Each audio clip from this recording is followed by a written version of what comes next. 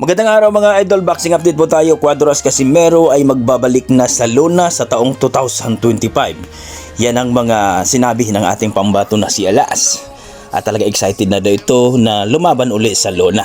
Ayon sa ating mga boxing fans na sana babalik na si Alas sa taong 2025. Dahil sa lang naman daw ang napaka-exciting panoorin pag lumaban sa Lona. Nung nakarang laban niya mga idol dito kay Saul David Sanchez ay talaga naman napahanga ang mga tao.